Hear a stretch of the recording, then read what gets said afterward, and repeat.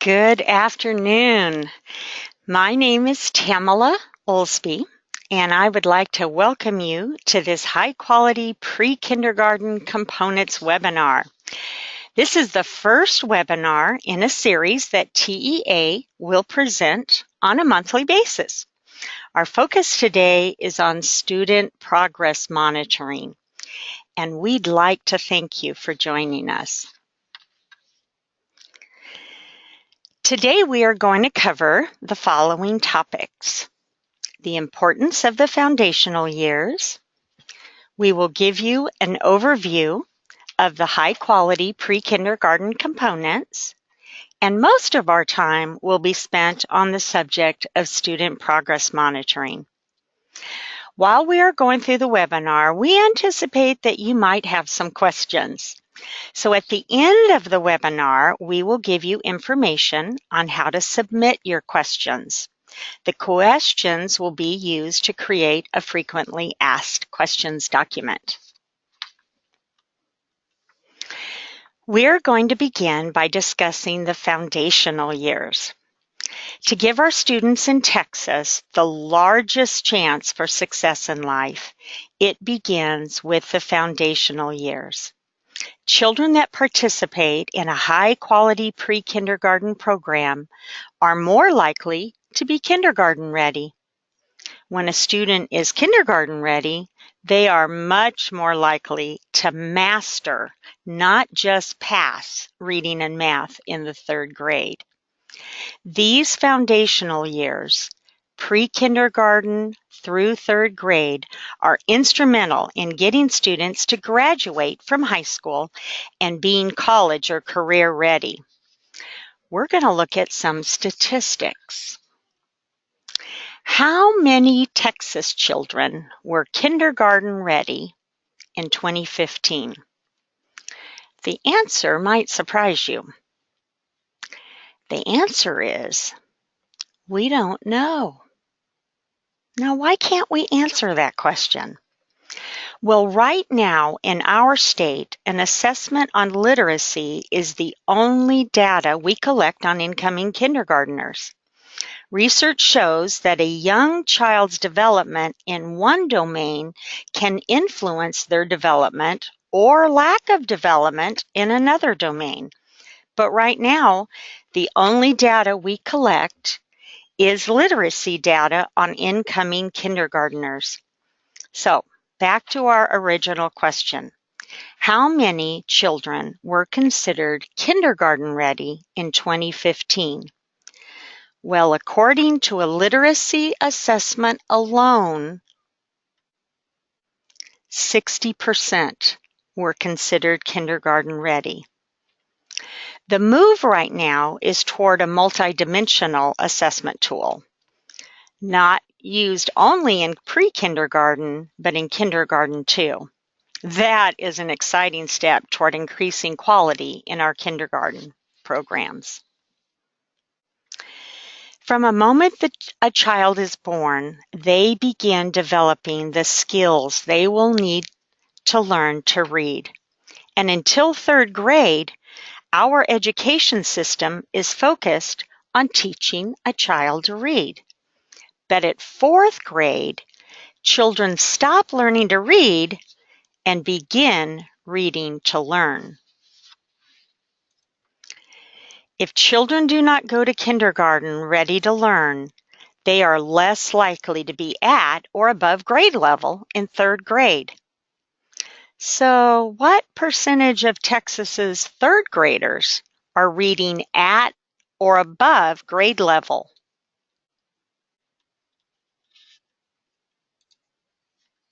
41%. So over half of our third graders read below grade level in third grade. If our students miss the third grade reading benchmark, it is very difficult to ever catch up. 75% of students who are poor readers in third grade will remain poor readers in high school. Why then is the focus on pre-kindergarten? Well, pre-kindergarten is a child's first experience with our formal education system, and it has the capacity to affect a child's success over the next 12 years of their life. Children often develop their identity as a learner in pre-kindergarten. They internalize whether they are smart or good based on the feedback they get from adults. Children form their impressions about school in pre-kindergarten. Is it a safe place? Can I make a mistake? Can I ask a question?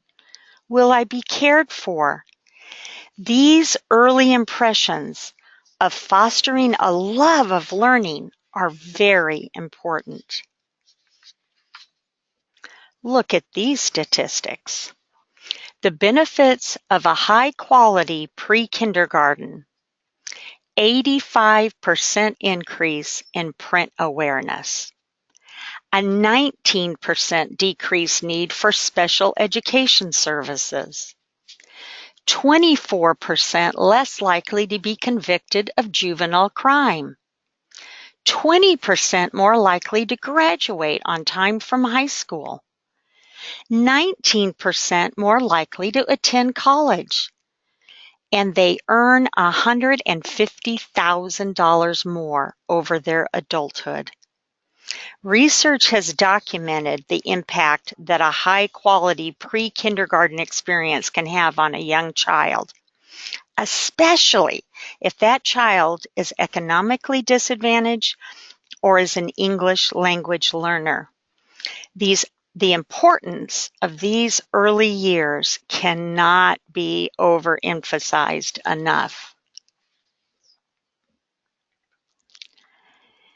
The achievement gap begins before a child ever steps foot into a classroom. The best way to close that achievement gap is to never let it open in the first place. That is why there is a focus on the early years, the foundational years, on building quality in our pre-kindergarten programs in Texas. So what makes a pre-kindergarten program a high-quality one?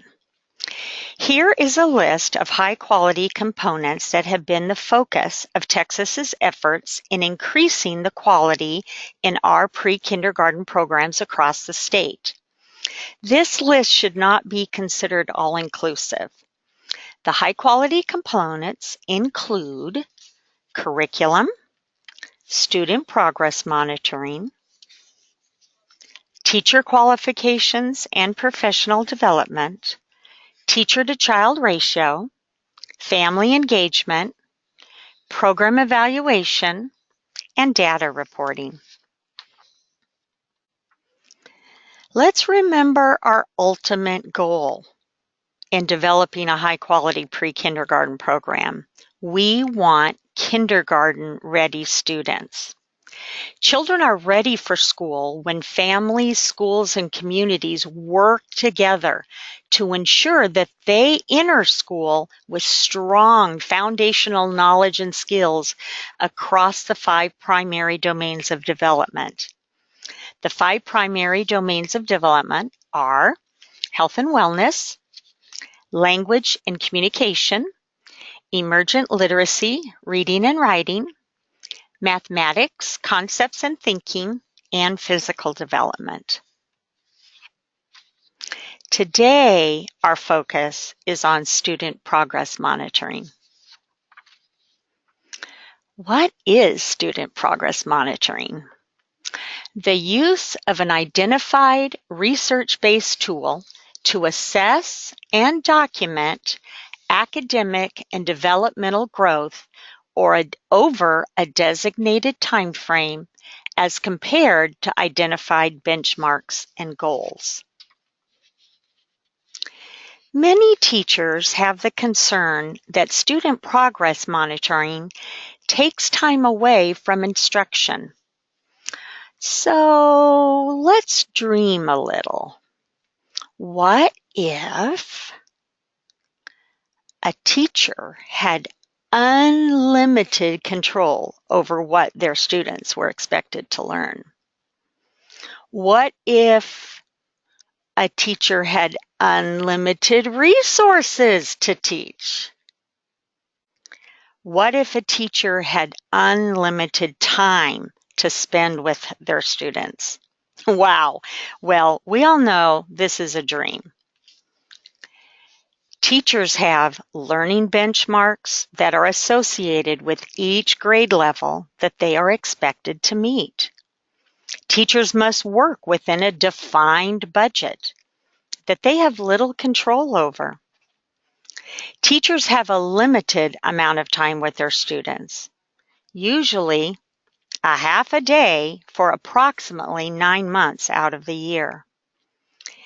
In reality, it is best if a teacher has a clear idea of what her students already know and already can do. It is best if a teacher knows what gaps exist in her students' learning and development. That is how she can best help them, prepare them for kindergarten in the shortest amount of time possible. Let's look at an example of this link between student progress monitoring and classroom instruction. Let's say you have a student in class who is having difficulty writing his or her name. One might immediately jump to the conclusion that the child doesn't know his or her alphabet letters, and therefore they can't write their name. But wait, could there be another reason why a young child might be having difficulty with writing his or her name? Well, of course. Perhaps their fine motor skills are immature. Or could it be something else? Student progress monitoring takes out the guessing. When teachers use what they have learned from student progress monitoring, they know what their children need. Executing student progress monitoring does take time, but it also makes the time spent on instruction more targeted, more efficient, and more effective. Instruction without student progress monitoring is like a doctor treating symptoms without first determining the underlying cause. With student progress monitoring, instruction becomes intentional. As with any other high-quality component, there are best practices associated with student progress monitoring. This list, although not all-inclusive, will be the subject of our discussion today. The tool used for student progress monitoring should be on the list of approved pre-kindergarten progress monitoring instruments. Student progress monitoring can be done using both formal and informal strategies. The main objective in student progress monitoring is to inform classroom instruction. It should be consistently implemented and reported on 3 times a year. Teachers should be supported in conducting student progress monitoring, and that support includes training not only in the tool used, but in using the data. And a student's progress should be communicated to their parents at least 3 times a year. We will discuss each of these best practices in detail. It is a best practice to use an approved student progress monitoring instrument. TEA compiles a list of approved pre-kindergarten and kindergarten assessment instruments using valid and reliable research. There are 2 new lists for use in 2017 to 2021. The assessment tools on these approved lists were thoroughly reviewed and rated by 14 experts in early childhood education. The most exciting thing about these new lists is that both lists, the pre-kindergarten one and the kindergarten list, include multidimensional assessment tools for the very first time. This is a huge advancement for quality in the foundational years. Here is the Commissioner's list of approved pre-kindergarten assessment instruments. From left to right, you will find the name of the tool, its publisher, how much it costs to implement, its format, whether it's conducted online or by paper and pencil, how it is administered, whether it is considered easy to use, if it is available in Spanish and in English, and which developmental domains it covers. Note here that the first 6 tools listed assess all of the expected developmental domains that we mentioned earlier. Those tools are Circle, Dial 4, Work Sampling System, Ready Set K, Gold, and Frog Street Assessment. The LAP 3 tool also assesses all of the expected developmental domains, but it is not available in Spanish. And the last 2 tools on the list, BASC 3 BESS and ISIP Early Reading, do not assess all of the expected developmental domains. Although they are approved for use, a district or a charter using one of those 2 tools would want to use an additional tool to gather the data on the missing developmental domains. Here is the Commissioner's list of approved kindergarten reading and multidimensional instruments. The information contained in the columns from left to right are exactly the same as they are on the pre-kindergarten list.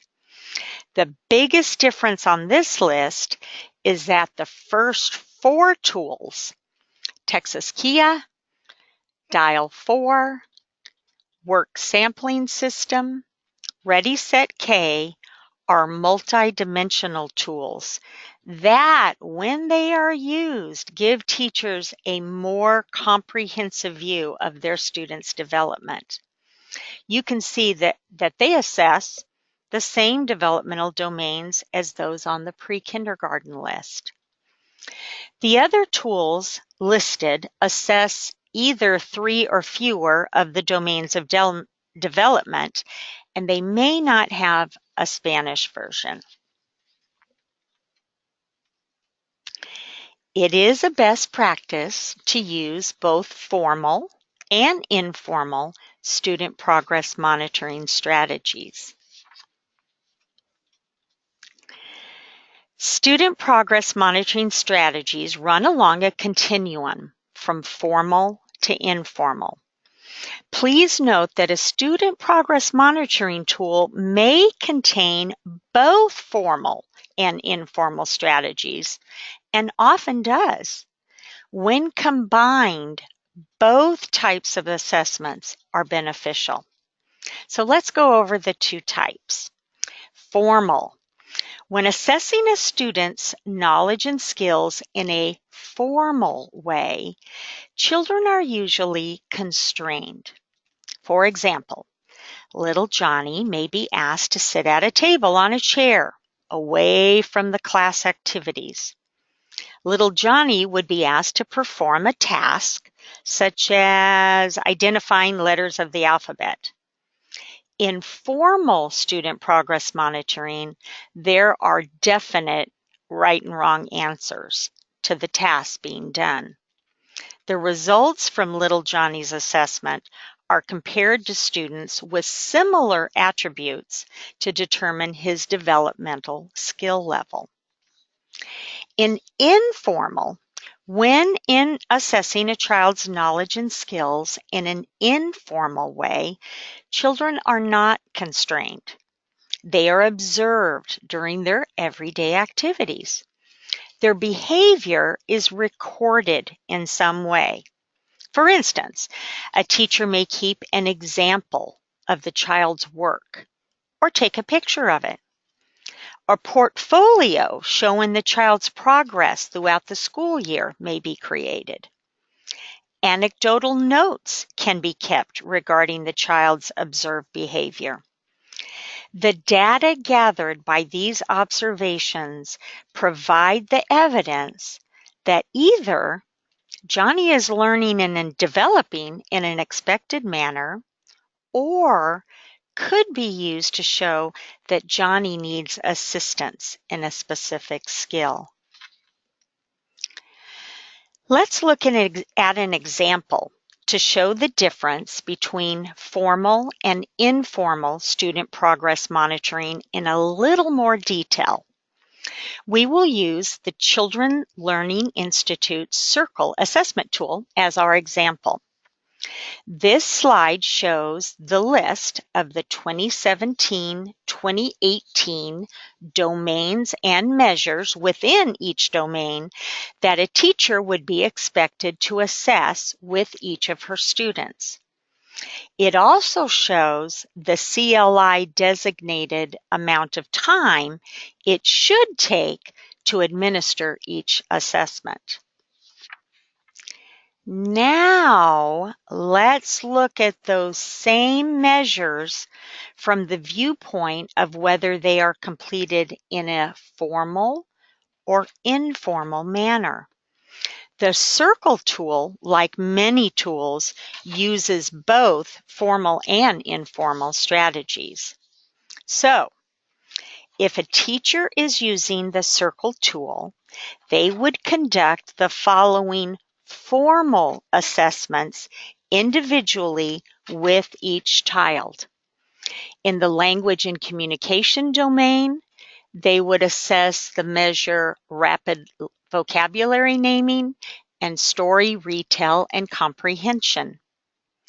In the emergent literacy reading domain, they would assess the following measures: rapid letter naming, phonological awareness, and letter-sound correspondence. They would also, in informal manner, assess the entire mathematics domain. They would use informal child observations to assess their students in the following domains and measures. In the domain of language and communication, they would informally assess speech production and sentence skills. They would also informally assess both domains, emergent literacy writing and social emotional development. Looking at an assessment tool from this viewpoint can assist the teacher to plan how to complete the entire task of student progress monitoring more effectively. So, how does one assess 22 students in all the expected measures of a recommended tool within the allotted time frame? This plan is an example of how one might organize the completion of the CLI Circle Assessment Tool for 22 students within the first 6 weeks of school. You will notice it is recommended that no assessment be done during the first 2 weeks of school. Children need time to acclimate to their new surroundings and to just being at school. Using the task administration times suggested in the Circle User Guide, we've created a timetable for completing all of the expected measures of the Circle assessment tool. You will see that it will take a little more than an hour a day to complete the assessment for a class of 22 students within the first 6 weeks of school. In this plan, the measures that can be assessed informally are done during the third week of school. A teacher and paraprofessional would observe 4 to 5 children a day. During the 4th through 6 weeks of school, the teacher and/or paraprofessional would spend slightly more than an hour a day formally assessing the remainder of the expected measures. Please note that there are even makeup days to catch up on the children who might have been absent or might not have been willing to participate. Remember, what you see here is an example of how to organize the task of completing student progress monitoring. It should probably be noted here that because we are working with very young children, any plan needs to be flexible. But starting with a plan can really help a teacher complete this important task. Another best practice. Student progress monitoring should be used to inform classroom instruction. This step-by-step guide shows us the ongoing relationship between student progress monitoring and classroom instruction. Let's be reminded that the focus in pre-kindergarten is on what knowledge and skills the students need to be successful in kindergarten. So, in step 1, the teachers use the student progress monitoring tool to collect information about their students using both formal and informal strategies. In step 2, teachers ask, what is this data telling me about my students? In step 3, teachers use the data to identify individual strengths and needs of every student in their class. In step 4, teachers develop targeted individual and group instruction to meet the identified needs of their students. And in step 5, the developed teaching strategies are implemented, either in small group, large group, and one-on-one instruction. This process can be repeated throughout the school year. Student progress monitoring and classroom instruction are considered inseparable. The ability to use student progress monitoring data to adjust instruction based on a student's identified need is a trait of a really good teacher. I'm going to repeat that.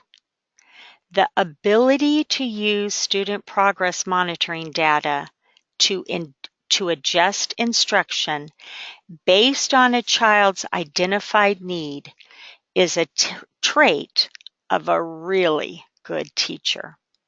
They adapt to where their students are academically or developmentally.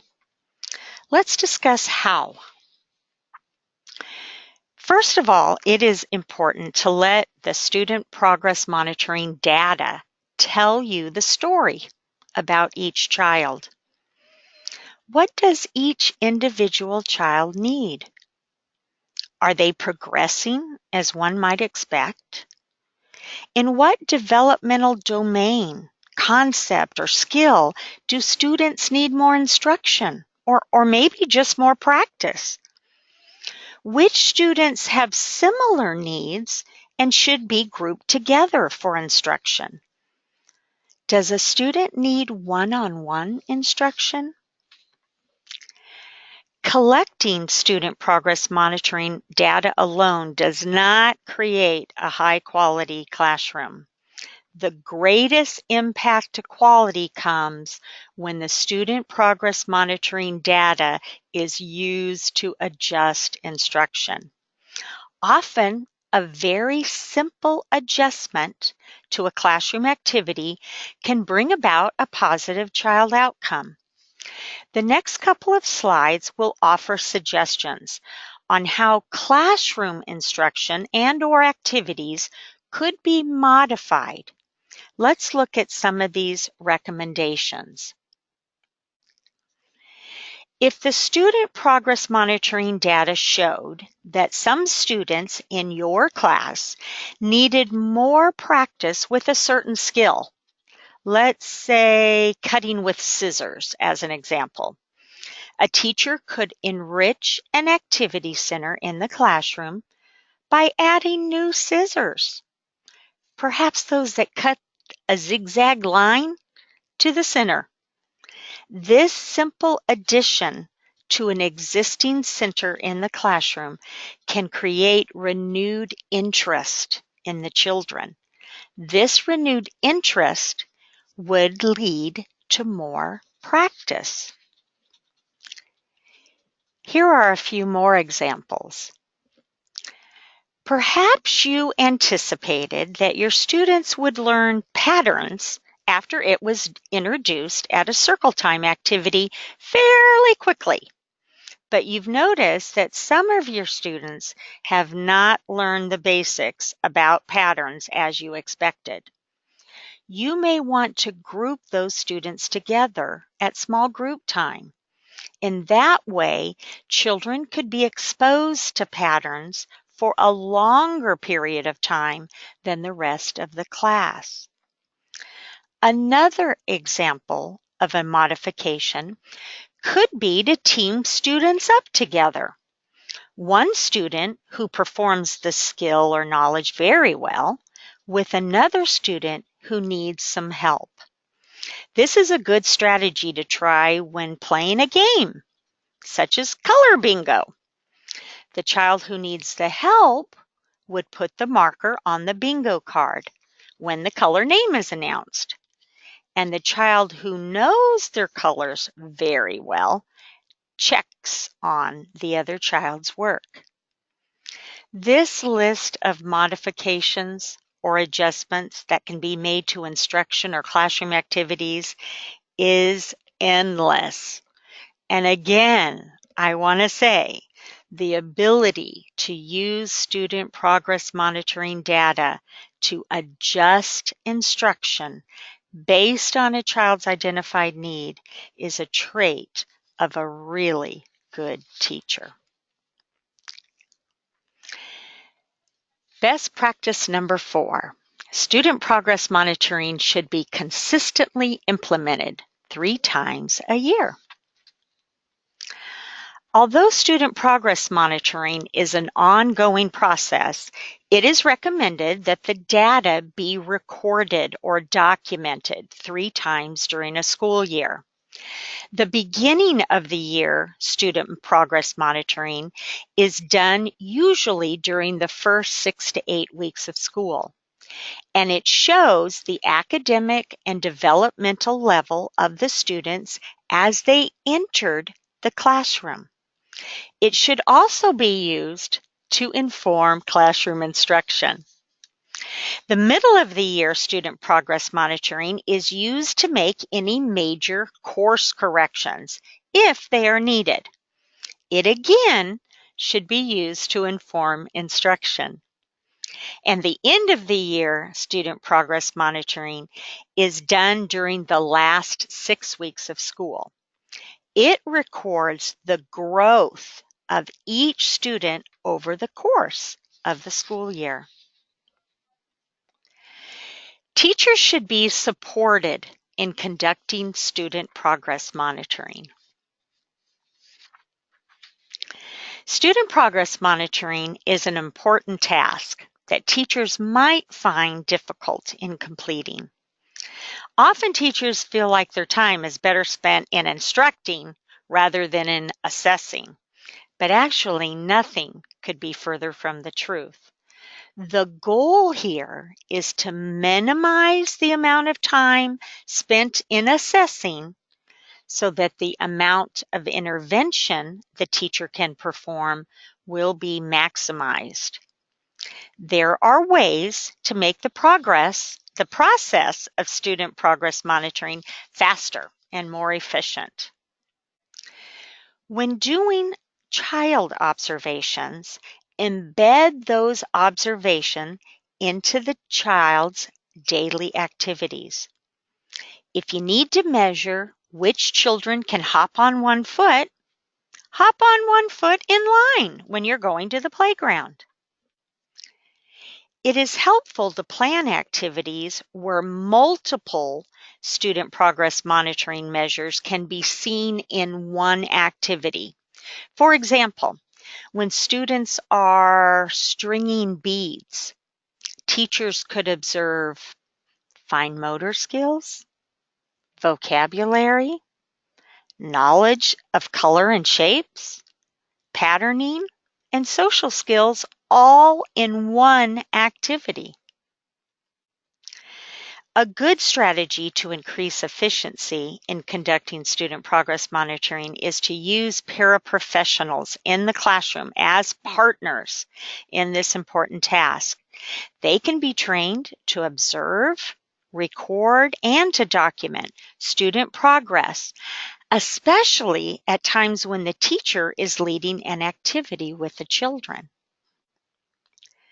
When formal student progress monitoring is being conducted, it is often a good time to use substitutes in the classroom to allow the teachers to have uninterrupted time to assess the students. All of these recommendations can assist pre-kindergarten teachers in assessing their students in a more efficient fashion. On a side note, I would like to say that student progress monitoring is an important teaching skill that does take time to develop. It is time well spent, though. The old adage, practice makes perfect, it applies here.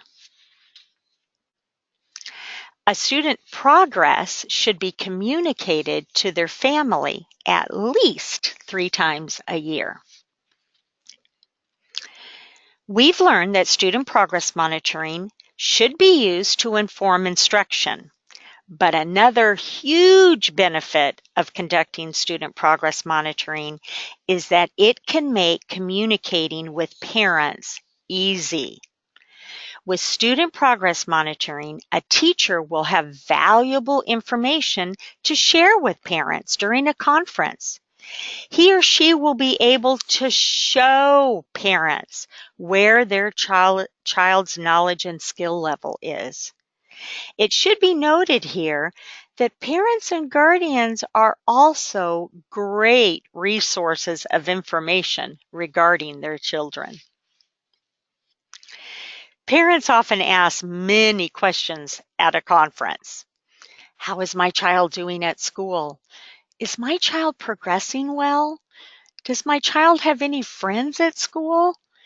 Is there something my child needs help with? Every one of these questions can be answered with student progress monitoring data. For example, when a parent asks if their child has any friends at school, a teacher can use the data he or she collected regarding their social skills. When asked, is my child progressing well?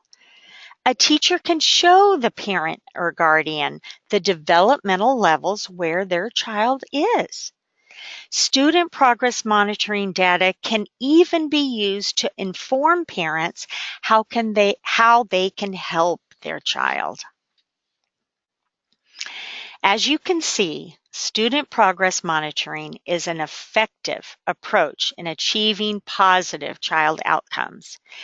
It is not by accident that the Texas Education Agency decided to begin this series of high-quality pre-kindergarten components with a webinar on student progress monitoring.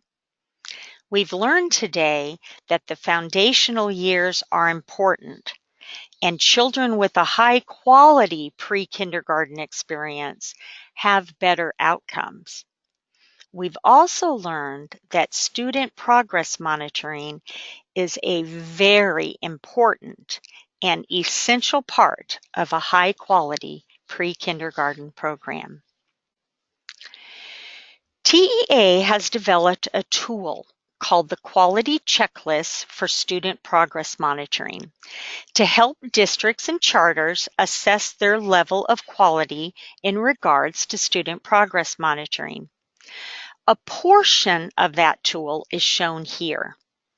To use this tool, the quality measure would be read first, and then the district or charter would grade their proficiency in each specific measure. So let's use the second quality measure here as an example. It says the pre-kindergarten program uses a student progress monitoring instrument that is listed on the Commissioner's list of approved pre-kindergarten and kindergarten assessment instruments 2017 to 2021. Districts and charters would then decide, are they proficient? Is their proficiency in progress? Or is their proficiency in this measure just beginning? We would encourage the use of this tool to assess where you are in regards to this high quality component. The tool can also be used to document your progress. This tool is posted on TEA's website along with this PowerPoint presentation and a recording of this webinar. If you have questions regarding student progress monitoring or anything that was covered in this webinar, please send them to the email address on this slide, earlychildhood education@tea.texas.gov. A frequently asked questions document addressing all of the questions that are received by September 15th will be posted on TEA's website by the end of September. If your question just cannot wait for a frequently asked questions document, please do not hesitate to contact the Early Childhood Education Division of the Texas Education Agency. We are here to help. Again, my name is Tamala Olsby, and my contact information is included on this slide. We sincerely hope that this webinar has been informative and helpful in your efforts to increase the quality of your pre-kindergarten program. Please be watching for an announcement regarding our next webinar in October. Information will be forthcoming. Thank you and have a great rest of the day.